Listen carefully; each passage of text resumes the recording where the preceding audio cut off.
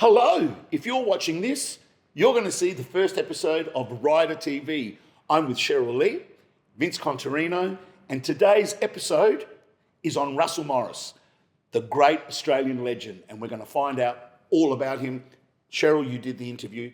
Can't wait to see it. Yes, as part of our Legend series, we interviewed Russell at the Trinity Sessions, Little Church on Goodwood Road in the tiny little green room. What a generous, funny legend he is. And here it is.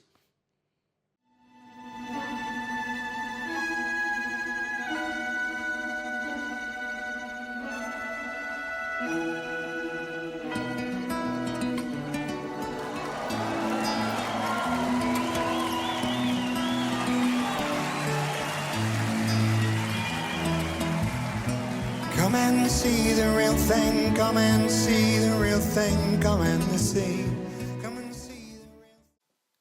As part of our Legend series, we are in the green room here at the Trinity Sessions having a quickie before sound check. Definitely, yeah.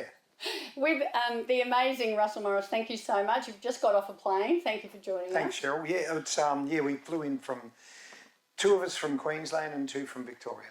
Welcome to Adelaide. Now, we've spoke just recently, and music is in your DNA. I think you've inherited your musical talent from your dad. So it must be Dad. Could be Dad, I'd say so. And yeah. you wrote a song about that, didn't you? Yeah, I wrote a song called Sandakan, which is about the march, the enforced march that the Allied prisoners had to take from Sandakan to Renau. Yeah, pretty brutal time. Great song. It is a nice song. I'm happy with it. Great to remember them in that way, with music. Yeah, they were pretty hardy people, much hardier than we are, and what they went through was pretty heavy, and it's a way of honouring them. And That's right. I got to meet two of the guys, one that had escaped with my father, and one of the guys that was in the prison camp with him. Yeah. Oh, an amazing opportunity. So does the DNA flow down in the family? Are any of the children musical? My granddaughter, yeah, business? she's playing cello. Yeah, she's playing cello. The other's not yet. One of the grandchildren's a soccer player. He wants to be a soccer player. And my other kids, no, none of them wanted to do music, but they were capable of it, but they just didn't. Wasn't their passion. No, it wasn't their passion, but they could all sing. So even before The Real Thing came, in about 1966, you had a band called Somebody's Image and some hits with them. Was Molly looking after you then, Molly Meldrum? Yeah, Somebody's Image were a band, friends of mine. And I would go to their parties and sing along, just have fun with them. Their singer got poached by another band, and that band, then the guys asked me to sing, and I said, all right, I'll do it. So the other band felt guilty about poaching Ron, so they put us on down at the Anglesey Surf Club for one set, and we got and played 7 songs, and Molly was there. Molly was a friend of that band, and he'd been pestering them, wanting to manage them, and they said, no, you're not a manager, you're not a record producer, and he pestered us, and we said, of course, let's do it. Not realising he'd turned out to be one of the greatest producers Ever. this country's ever had, yeah. Had you sung before then? No, at school, clowning around, I wanted to be an actor. That's right. Yeah, that's what I wanted to be. I wanted to be a horror actor, and I was studying accountancy and economics, and the music became an accident. I got into the music business by total accident. And then Johnny Young wrote the song The Real Thing, and with Molly's help, you took it to #1. Yeah, well, without Molly, it wouldn't have been what it is. He was the architect of the whole thing. He got the whole thing beautifully done. He had the vision of doing Hurdy-Gurdy Man meets I Am the Walrus meets Hey Jude. Yeah. And he had that whole thing. The length of the record was a mistake. It was only supposed to be 3.5 minutes, but the band had gotten so excited that they'd gotten through the song. They'd only played it about 8 times. The drummer did a film, they went into double time. The engineer was about to push the thing, and Molly said, no, let them have some fun. We'll just fade this. And then that night he rang me back and he said, I've got a great idea, let's make it 6.5 minutes. And I thought he was nuts. He was ahead of his time, really, because they were only playing 3-minute songs on the radio then. So it was a bit of a risk, I guess, and it paid off. Yeah, but he's very, very clever man. I saw him do some great things promotions-wise. And I said that same thing to him. He said, you know what we'll do? He said, because they had, ladies and gentlemen, I'm not sure if you know what a disc is. We used to listen to music on these little black flat things, and they would rotate around on this circle with the thing bouncing up and down on them. And on a big disc, they would have little dividers between all the tracks, and you could see where the tracks divided. And there was a thing called an EP, where there was 4 tracks on a little disc.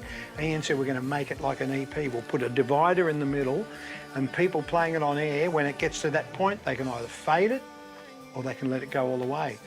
And of course, all the DJs let it go all the way because they could go and make a cup of coffee or they could go to the toilet. Yeah. He's a brilliant man. Good on him. He was. So you gave up your real job in accounting. I'm an accountant, by the way. And but you did get to do some acting, and I love this. I wish I'd seen it. Riff Raff in Jesus Christ Superstar.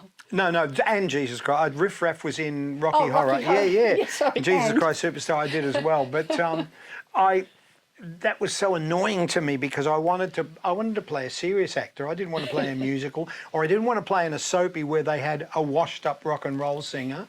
I just didn't want to do that. I wanted to play something really serious, and I never got the opportunity to do it. So that's where I was heading, and music just took me in a different path. And the love of music just kept me going. And Jesus Christ Superstar, well, that was a runaway success, wasn't it? Yeah, it was. It was a big show, and it went for a long time. Yeah, I can see Riff Raff. Oh yeah. I love playing Riff Raff because I modelled it on Peter Lorre, who was one of my favourite horror actors. He was in all the Boris Karloff movies, and he was with Humphrey Bogart and Maltese Falcon and all those things. And so I, modelled it on Peter Lorre. Yeah, great. And unfortunately, there's no proof. There's nothing on YouTube. Nothing survived from it. Probably a good thing. Glenn Shorrock was Eddie and Dr. whatever his name was. And Glenn Shorrock was very funny. He was great. Some great achievements along the way. The Australian Film and Sound Archives, your song was put in 2013, and your induction into the Hall of Fame in 2008. Congratulations on those. But should we talk about some of the other bands that you've been in with some great mates? There was Burns, Cotton and Morris. And Cotton, Keys and Morris, and poor Daryl and Jimmy are gone now. Ronnie's still going, which is good. And that's my husband's cousin. Oh, is it really? Wow. He's in Tassie, isn't he? No, he's come back. He's in Melbourne now. He's living in somewhere out near Lilydale or something. So I spoke to him 2 days ago. I always like to do different things.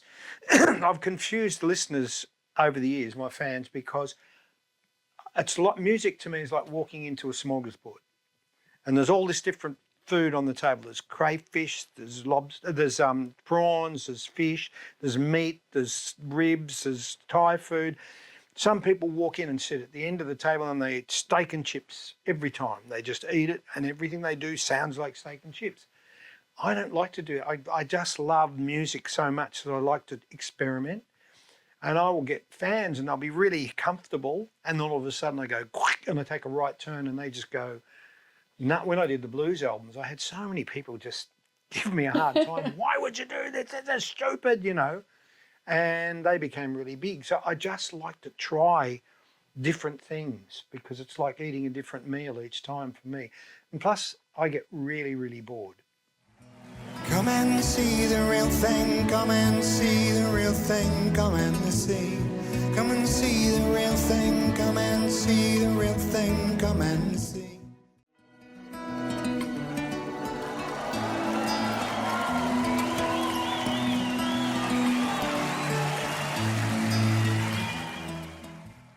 And you've got your new Superboy band. The Goats, yeah, which is called, what we wanted to call it the Goats after like Nathan Lyon and should I say greatest of all time? should I say it over here? Dustin Martin. Woo! Yeah, and some of the and Michael Jordan, of course, and Manny Pacquiao, greatest of all time, but we thought that's a bit big-headed, so we called it the Caprettos, which The is fabulous. which is Italian for goat. Aha. And you've got your free friends playing with you. Yeah, Daryl Braithwaite, Jack Jones, and Ray Thistlethwaite. Some great players, and you boys seem to look like you're having so much fun up there. Oh, we do. Yeah. It is fun. It's and it's every night. Jack or Ray will play something that'll you just go, what? How good is this guy? How good are they? Yeah. Talking of great versions, Midnight Oil, Peter Garrett did quite an unusual version of your, dare I say it, signature song, didn't he? I was surprised when they did it, and because Robert Hurst is a good mate, and I said, why did you do that? And he said, well, we wanted to do an Australian song. He said, we had a rehearsal and we said, all go home and write down your top 10 favourite Australian records. He said the next day they came in, handed them, and he said the real thing was on everyone's list. Yeah. He said that's why we did it. And I said, I just don't know if it was a good idea. Like, I love you guys. You know, I think they're also one of my all-time favourite bands, along with the Angels. And there's nothing like you listen to that opening line, and it sounds like some creature that's crawled out of the swamp, where it goes, out where the river flows. It's like, what the hell is that? The first time I heard it, I thought, unbelievable. Yeah, so I love Midnight Oil. They're just a great band and lovely guys. Well, it's a compliment. It was a compliment, but I am surprised why they did it. Yeah. But I have to interrupt you. Do you know who also recorded it? Who? Kylie Minogue. Did she? Yeah, Kylie. And they were doing it with Josh Abrams, and I wanted to get involved because I wanted it to be like a acid feel, like and with heavy guitars and her singing lightly up, but he did it more keyboardy. And so I think it could have worked really well for her, but it should have been done psychedelic and not light and poppy. It should have been done with a heavy backtrack, but with her voice floating. It would have been mighty. I can't wait to track that down and have a It's listen. on a movie called Sample People. Alrighty, thank you for that. Now, of course, Daryl would get shot if, you had a fabulous Caprettos gig and he didn't sing Horses, but he's not the only one now with a song about a horse, is he? No, I've got a horse song, but I liken that song and the fans to Night of the Living Dead. We've done corporate gigs where no one's been interested, and all of a sudden that first thing of Horses starts and all these people go, and they just come out of the darkness. And like, we all joke about it, and it's true. It's like, what is connecting here? Is it some sort of subliminal message getting into some people's brains? What happens if you play it backwards? That's what, the devil appears, yes. But now you've done a version of a song about a horse. Horse, yeah. Horse with No Name, which is, America's always been one of my favourite bands, and we toured with them, and they were a lot of overseas bands you tour with are very selfish and won't let you do. America said you can use all the screens, you can use all the lights, you can use anything you want. And to cap it off, they invited me every night to sing Horses with them at the end of the show. And I thought, I'm going to do this one day. It's a no-brainer. Yeah, and you can't do it the same as them. What's the point? It's already been done. So I did it like Jack Crone, which is like a bit of a darker version. Yeah, because the lyrics, if you listen to them, are quite dark. They are, yeah. They sound a bit grim. Same with, I did also Jumping Jack Flash, and the lyrics on that are definitely grim. And you don't realise because it's such a boppy, uppy song. Yeah, it bounces around, yeah.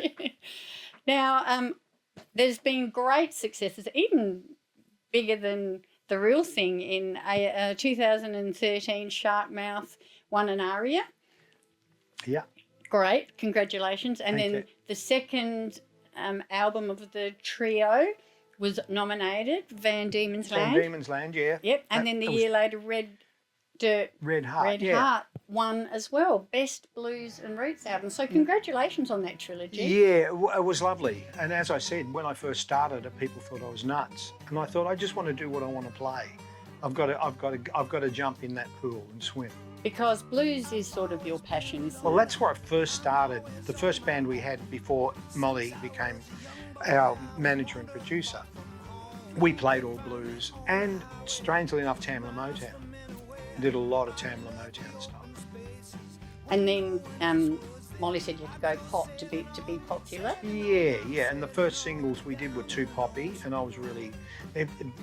What you can hear in the background is my band warming They're up. going to come and get you in a minute, aren't they? And Molly, we did some really poppy songs, and I remember one day in the car, and I said to him, "Listen, Ian, this is ridiculous.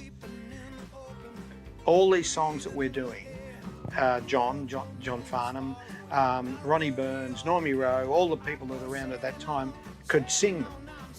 And I said, "They'd fit right into the repertoire." He said, "Yeah." I said, "We need to do something that's not like them." Yeah, differentiate yourself. And normally Ian was a very opinionated guy, and he was always right. Even when he was But to wrong. give him credit, he went, "You're 100% right." He said, "You were right." He said, "I hadn't seen it." And that's when we went on the campaign to find something that was different.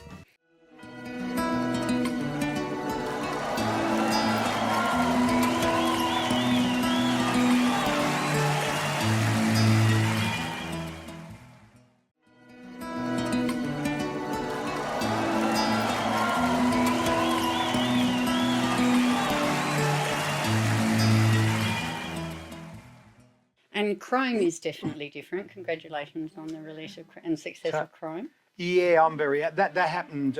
Jack Crome was an accident. I did a song about Day of the Dead, and I did Day of the Dead makeup and filmed it and sang it. And Rick Springfield saw it, and he contacted me and said, "I'm blown away by this song."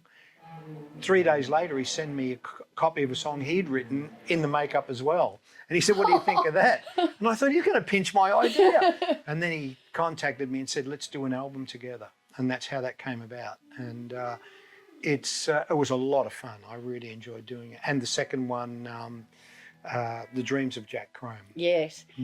So isn't it great how these things just sort of happen organically with music? Unplanned, out of the blue, and you had such a great time and ended up with a couple of great albums. Yeah, that's right. Sometimes you just have to accept something that comes along and look at it and go, "This is different," and not shy away from it and say, "I'm going to explore this." And so that's what happened with Sharkmouth. I saw a photo of Thomas Archer, who was the criminal, who's on the cover, and I loved the photo so much I took it home. And one Sunday afternoon, I was looking at it, and it almost spoke to me and said, "Write a song about me." And I did, and it just gave me that gift. Yeah. Yeah. So your boys are going to come and grab you for the sound check in a minute. Two last quick questions. What's in your CD stacker in the car at the moment? What's your favourite listening pleasure? You'd be really, really surprised. There's right at the moment I've got Tom Petty, I've got Frank Sinatra, I've got Oasis, I've got Leonard Cohen, Bob Dylan, and who else have I got? John Lee Hooker. What a Yeah, so it's a smorgasbord. I just like all the different nuances of everything. Like, I'll sit sometimes and just listen to Nat King Cole and Frank Sinatra all day, just love it. And then I'll go and spend time with the blues, and then other times Pink Floyd. I love Pink Floyd, yeah.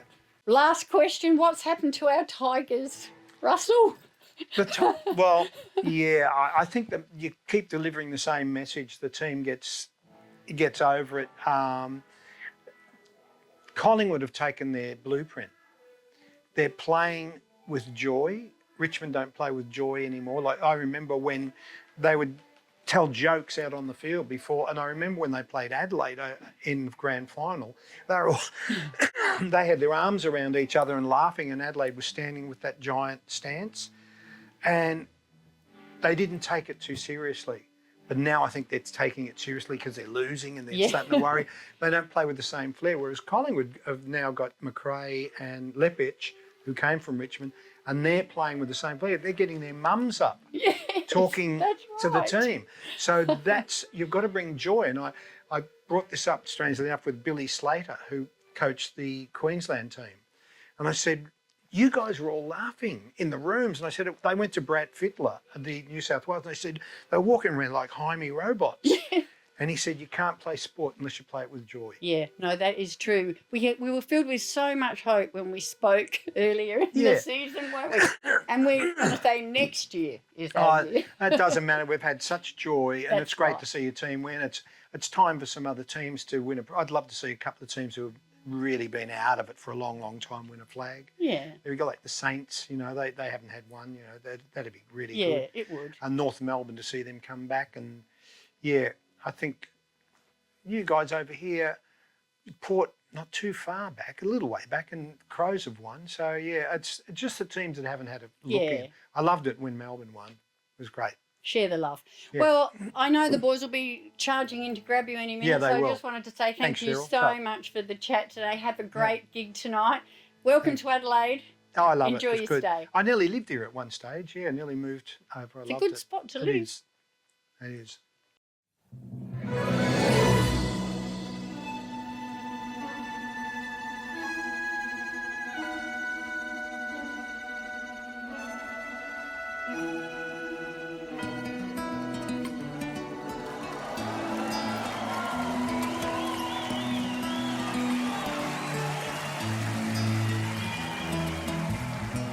Come and see the real thing, come and see the real thing, come and see.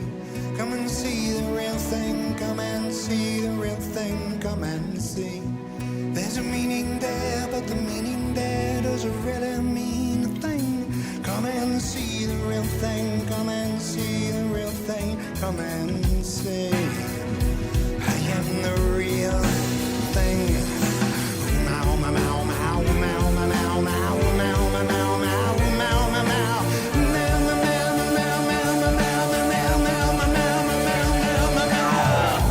Trying hard to understand, but really not, you're seeing me.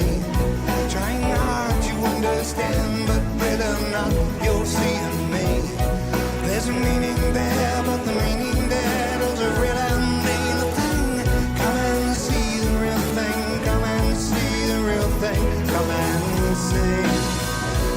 I am the real thing. Meow, meow, meow, meow, meow, meow, meow, meow, meow, meow, meow, meow, meow.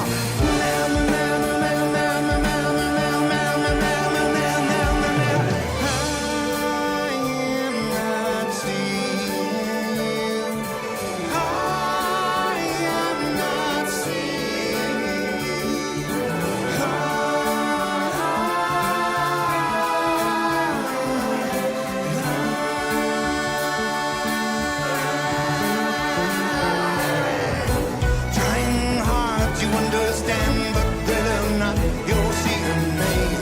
Trying hard to understand, but really not, you're seeing me. There's a meaning there, but the meaning there doesn't really mean a thing. Come and see the real thing, come and see the real thing, come and see. I am the real thing.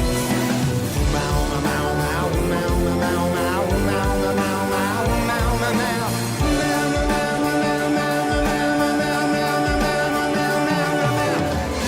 I am not seeing you.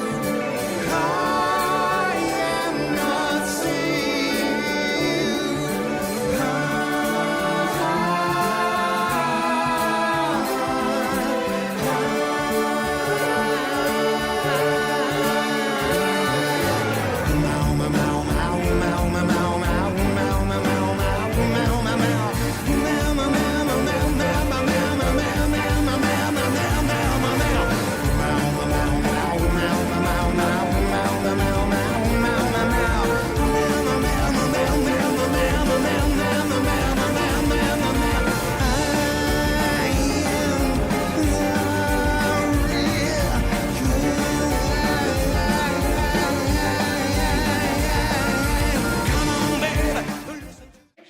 Well, that's the end of that. Thank you for viewing our very first show. And Cheryl, we'll see you next week. Yeah, same bat time, same bat channel.